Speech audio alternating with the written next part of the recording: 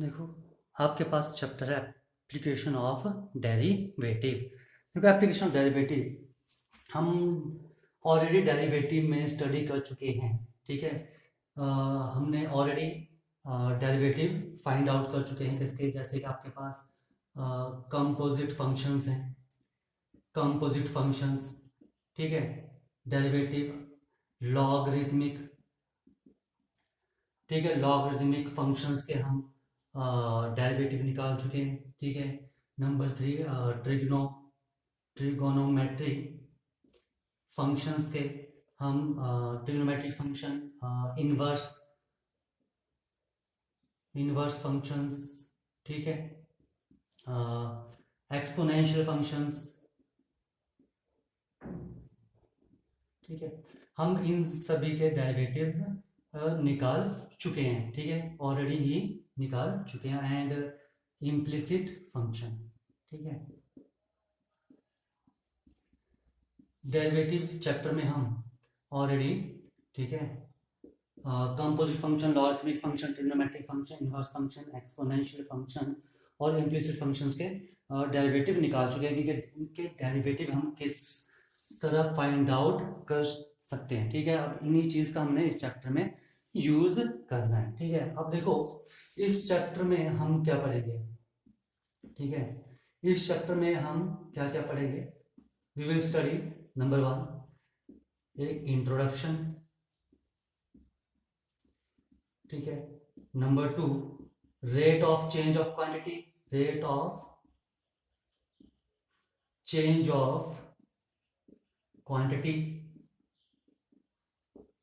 Number 3 increasing decreasing function, increasing and decreasing function.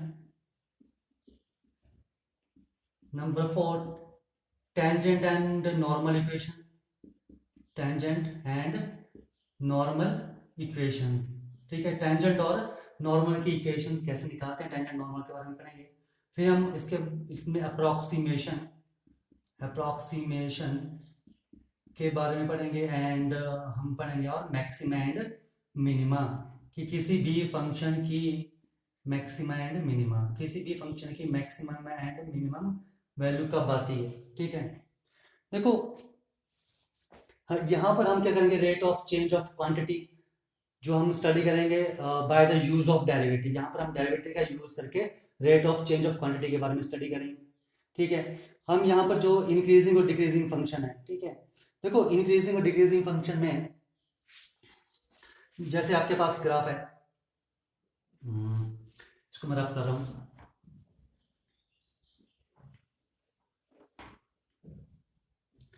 ठीक है, देखो आपके पास जब भी कोई ग्राफ बन रहा है, ठीक है, कुछ भी ग्राफ बनता है, ठीक है, तो हम स्टडी करेंगे फंक्शन कहां पर इंक्रीज कर रहा है, कहाँ इंक्रीज कर रहा है फंक्शन। ठीक है, उसके बारे में पढ़ेंगे। यहां पर आपके पास ऐसे इंक्रीज कर रहा है, ठीक है, और फंक्शन कहां पर डिक्रीज कर रहा है। ठीक है, यहां भी डिक्रीज कर रहा है, यहां भी डिक्रीज कर रहा है। ठीक है, तो हम इंक्रीज और डिक्रीज में पढ़ेंगे फंक्शन किस इंटरवल में डिक्रीज करेगा, किस इंटरवल में डिक्रीज करेगा। ठीक है, और उसके बाद आपके पास अप्रोक्सीमेशन हम क्या करेंगे। ठीक है, जैसे आपके पास अप्रोक्सीमेशन में जैसे आपको वैल्यू फाइंड आउट करनी, मान लो 25.3, 25 स्क्वायर रूट निकालना इजी है, 25.3 का स्क्वायर रूट निकालना है, तो बाय यूजिंग अप्रोक्सीमेशन इसके हम अप्रोक्सीमेट वैल्यूज फाइंड आउट करेंगे इन अप्रोक्सीमेशन। ठीक है, टेंजेंट एंड नॉर्मल में जैसे आपके पास ये ग्राफ है, आपके पास कोई कर्व बन रहा है, ठीक है, तो हम ये टेंजेंट की इक्वेशन, ठीक है, टेंजेंट एट अ पॉइंट, इसकी इक्वेशन कैसे फाइंड आउट करते हैं। ठीक है, एंड नॉर्मल, ये आपके पास आ गया टेंजेंट। ठीक है, how to find the equation of tangent and how to find the equation of normal. Tangent and normal की इक्वेशन हम कैसे फाइंड आउट करते हैं। ठीक है, और मैक्सिमम मिनिमम में हम क्या करेंगे, फाइंड आउट करेंगे कि किसी फंक्शन की मैक्सिमम मिनिमम वैल्यू क्या होगी by the use of derivative. ये सब हम डेरिवेटिव का यूज करके ही फाइंड आउट करेंगे कि इनकी मैक्सिमम मिनिमम वैल्यू क्या होगी, या इंक्रीजिंग और डिक्रीजिंग कब होगा, टेंजेंट और नॉर्मल की इक्वेशन निकालने के लिए भी हम डेरिवेटिव का यूज करेंगे, ठीक है। Rate of change of quantity का भी हम डेरिवेटिव का यूज करके ही निकालेंगे, ठीक है। तो ये चीज़ है जो हमने इस चैप्टर में स्टडी करनी है। फर्स्ट हम इसके बारे में introduction and rate of quantities के बारे में पढ़ेंगे, फिर इंक्रीजिंग डिक्रीजिंग, फिर टेंजेंट नॉर्मल, फिर अप्रॉक्सीमेशन एंड फिर मैक्सिमम मिनिमा के बारे में हम इसमें पढ़ेंगे। ओके, देखो आपके पास है, आपके पास अगर कोई rate of change of quantities में क्या है, rate of change of quantity, ठीक है। Rate of change of quantity, आपके पास कोई फंक्शन है y, y is function of x, ठीक है। जैसे आपने मान लिया let y is equal to 3x plus 2, ठीक है। तो यहां पर देखो y जो है वो डिपेंड कर रहा है किस पर, x पर। जैसे जैसे x चेंज इंक्रीज होगा डिक्रीज होगा चेंज करेगा, वैसे वैसे y की वैल्यू यहाँ पर चेंज करेंगी, ठीक है। एंड देखो dy अपॉन dx को हम f डैश x भी लिखते हैं, ठीक है। और y is equal to f x, ठीक है। इसमें देखो dy अपॉन dx का मतलब क्या है, यहाँ पर rate of change of y with respect to x। dy upon dx का मतलब है आपके पास कि y में चेंज आ रहा है किसके रिस्पेक्ट में, x के रिस्पेक्ट में। अगर if there is a small change in x then there is change in y, ठीक है। जैसे आपके पास डिस्टेंस टाइम का ग्राफ होता है, ठीक है। आपने ऑलरेडी पढ़ा डिस्टेंस टाइम का ग्राफ जब आपके पास बनता है तो जैसे जैसे आपके पास, ठीक है, डिस्टेंस इंक्रीज करेगा वैसे वैसे टाइम भी इंक्रीज करेगा, ठीक है। ये आपके पास डिस्टेंस टाइम के ग्राफ है, ठीक है। अब देखो रेट ऑफ चेंज यानी कि एक क्वांटिटी में चेंज करने से दूसरी क्वांटिटी में क्या चेंज आता है। जैसे आपके पास मान लो कोई सर्कल है, ठीक है। आपके पास मान लो कोई सर्कल है, ठीक है, इसका रेडियस है r, ठीक है, और इसका एरिया है आपके पास a। अगर मैं इस सर्कल का रेडियस इंक्रीज कर दूं, मैं भी कैपिटल R यहां तक इंक्रीज कर दूं, तो उसके एरिया में कितना चेंज आएगा, ये हम डेरिवेटिव का यूज करके यहां पर स्टडी करेंगे, ठीक है। अगर small r is the radius of this circle and a is the area, ठीक है। जब आप when we increase the radius of the circle में कैपिटल R, तो यानी कि इतना सा हमने इसमें इंक्रीज किया है, तो जब हम रेडियस को इतना सा इंक्रीज करेंगे, ठीक है, तो इसके सर्कल के एरिया में कितना इंक्रीज आएगा। जब आप रेडियस को इंक्रीज करें तो इसके एरिया में कितना इंक्रीज आ रहा है, अंडरस्टूड है। अगर रेडियस चेंज हो रहा है तो इसका एरिया भी चेंज होगा, या रेडियस इंक्रीज हो रहा है तो सर्कल का एरिया भी इंक्रीज होगा। जैसे आपके पास मान लो कोई स्फीयर है, let this is a sphere, ठीक है। अब 2D फिगर बना सकते हैं इसमें। देखो स्फीयर में जब उसका रेडियस आप r ले रहे हो, ठीक है, जैसे जैसे आप स्फीयर में रेडियस इंक्रीज करते जाओगे, इसका रेडियस इंक्रीज करते जाओगे, अंडरस्टूड है कि इसका वॉल्यूम भी इंक्रीज होगा। जैसे जैसे आप स्फीयर का रेडियस इंक्रीज करोगे वैसे वैसे आपका स्फीयर का वॉल्यूम भी इंक्रीज होता जाएगा, ओके। और ये भी अंडरस्टूड है कि आप मान लो सर्कल है, रेडियस इंक्रीज कर रहे हो तो उसकी सरकमफ्रेंस भी इंक्रीज होगी। वो कितना इंक्रीज होगा, कितना चेंज आएगा इस आर की वजह से, ठीक है। यानी कि change in area with respect to r, area में कितना चेंज आ रहा है जब हम आर को चेंज कर रहे हैं। यहां पर स्फीयर में इसके वॉल्यूम में कितना चेंज आ रहा है जब इसके आर को हम चेंज कर रहे हैं, यानी कि change in volume with respect to radius. ये चीज हमने यहाँ पर स्टडी करनी है। आ जाओ, यहाँ पर कुछ एग्जाम्पल हैं, मैं कुछ एग्जाम्पल ले रहा हूँ। देखो क्वेश्चन, ये एग्जाम्पल है आपके पास है, find the rate of change of the area of a circle. आपके पास कोई सर्कल है, ठीक है, पर second with respect to its radius r। इसका रेडियस कितना है r। आपको यहाँ क्या निकालना, let the area of this circle is a, ठीक है, एंड area is pi r square, area of circle is pi r square. Find the rate of change of area. आपको यहाँ पर rate of change of area निकालना है with respect to its radius, ठीक है। जैसे जैसे इसका रेडियस चेंज होगा वैसे वैसे इसके एरिया में कितना चेंज आएगा। लिखा है when r is equal to 4 centimetre. देखो सबसे पहले हमें देखना है इस क्वेश्चन में क्या फाइंड आउट करना है। तो इस क्वेश्चन में है कि find the rate of change of area. आपको यहाँ पर rate of change of area निकालना है with respect to its radius, कि जैसे जैसे रेडियस में चेंज करेंगे तो उसके एरिया में क्या चेंज आएगा, ठीक है। जब आपके पास रेडियस 4 सेंटीमीटर होगा, ठीक है। तो आ जाओ इसका area. Now area of circle is pi r square. Now differentiate with respect to r, तो क्या आ जाएगा differentiate with respect to r. तो d a upon d r is equal to d r of pi r square and which is equal to 2 pi r. अब आपको पूछा है change in area with respect to r when r is equal to 4 centimetre, कितना आ जाएगा 2 pi into 4, कितना आ गया which is equal to 8 pi, ठीक है। अब लिखा था rate of change in area of a circle per second with respect to radius, तो कितना चेंज आएगा 8 पाई सेंटीमीटर पर सेकेंड, इसका क्या जाएगा आपके पास चेंज आ जाएगा। ओके देखो नेक्स्ट एग्जांपल है, example number second, the volume of a cube is increasing at the rate, ठीक है। हमने मान लिया, देखो क्यूब, आपके पास कोई क्यूब है,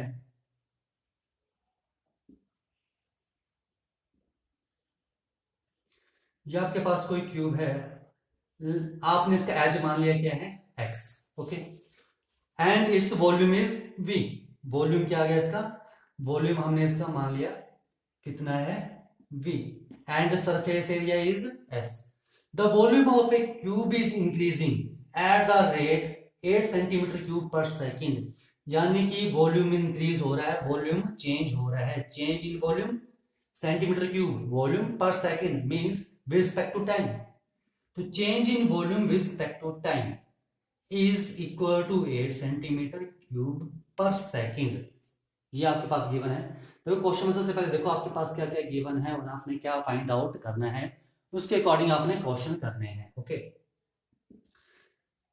the change in volume is dv upon dt, 8 centimetre cube, cube mean volume की बात कर रहे हैं, पर सेकेंड मीन टाइम की बात कर रहे हैं।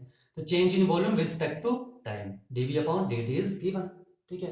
How fast is the surface area increasing, surface area कितना फास्ट इंक्रीज होगा when the length of an edge is 12 centimetre, जब एज की लेंथ क्या होगी 12 सेंटीमीटर होगी, ठीक है। मैंने मान ली थी साइड कितनी है इसकी x, तो वॉल्यूम कितना आ जाएगा इसका x क्यूब, ठीक है। तो change in volume with respect to time, with respect to time ध्यान रखना है, तो क्या आ जाएगा dt of x cube and which is equal to 3x square dx upon dt, okay. ये आ गया आपके पास dv अपॉन dt। देखो नेक्स्ट आपके पास आपको पूछा है change in surface area, and surface area is 6 into side square, surface area of a cube is 6 into side square, then differentiate with respect to time, यही पूछा है। Increase when the length of edge is 12 centimetre, तो surface area में कितना change आएगा, किसकी respect में, time की रिस्पेक्ट में, तो टाइम की बात कर रहे हैं आपके पास।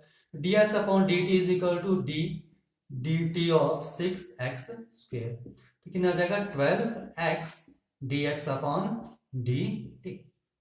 देखो यहां पर आपके पास dv अपॉन dt की वैल्यू कितनी है 8 is equal to 3x square dx upon dt, तो 8 upon 3x square is equal to dx upon dt। इस वैल्यू को यहां सब्स्टिट्यूट कर दो, तो ds upon dt is equal to 12x into 8 upon 3x square, काट दो, कितना आ गया आपके पास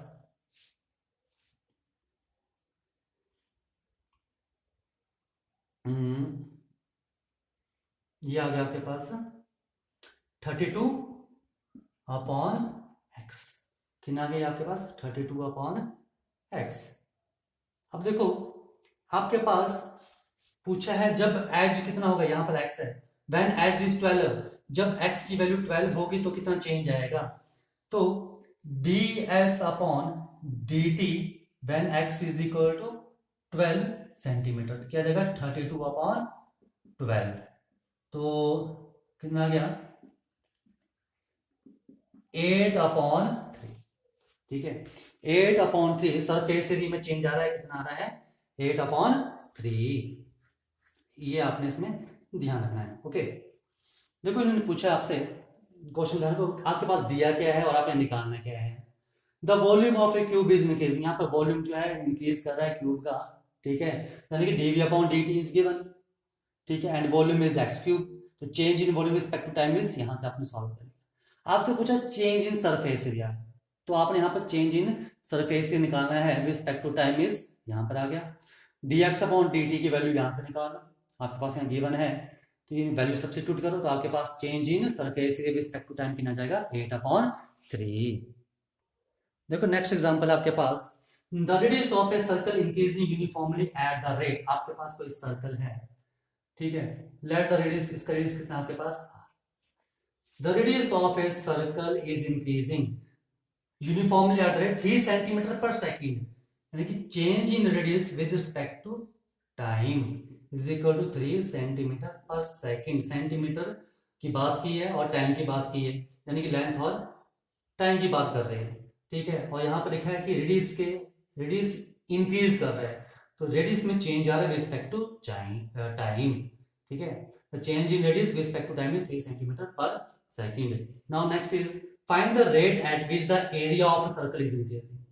टू फाइंड, आपने यहाँ पर फाइंड क्या करना है, rate at which the area of circle is increasing with respect when the radius is 10 centimetre, ठीक है, आपको यहां निकालना है कि एरिया में कितना चेंज आएगा, ठीक है, देखो रेडियस टाइम के अकॉर्डिंग चेंज हो रहा है, तो एरिया भी किसके अकॉर्डिंग चेंज होगा, टाइम के अकॉर्डिंग चेंज होगा, तो आपको निकालना है change in area with respect to time when r is equal to 10 centimetre. देखो the radius of a circle is increasing uniformly at the rate, जो सर्कल का रेडियस है वो यूनिफॉर्मली इंक्रीज कर रहा है 3 सेंटीमीटर पर सेकंड के accordingly, यानी कि change in radius with respect to time, तो आपके पास जो एरिया चेंज होगा या एरिया इंक्रीज होगा वो भी टाइम के अकॉर्डिंग ही चेंज होगा, तो change in area with respect to time, ठीक है, when r is equal to 10 centimetre, ये चीज आपने यहाँ पर फाइंड आउट करनी है। आ जाओ, now what is the area of a circle is pi r square, now differentiate with respect to time t, then dA upon dt is equal to d dt of pi r square, तो कितना जाएगा 2 pi r dr upon dt, simple differentiation, ठीक है, ये चीज हमारे पास आ गई। अब यहां पर वैल्यू सब्स्टिट्यूट कर दो, 2 pi r you have given dr upon dt is 3 which is equal to 6 pi r, और आपको पूछा है change in area with respect to time when radius is equal to 10 centimetre, तो कितना जाएगा इसका 6 pi into 10 which is equal to 60 pi, ठीक है, change in area is centimetre square per second, क्योंकि यहां पर सेकंड रेडियस पर सेकंड के अकॉर्डिंग चेंज हो रहा है, तो यहाँ पे यूनिट कहेंगे area is centimetre square and change with respect to time यानी कि सेकंड, तो change in area with respect to time when r 10 centimetre is 60 pi centimetre square per second.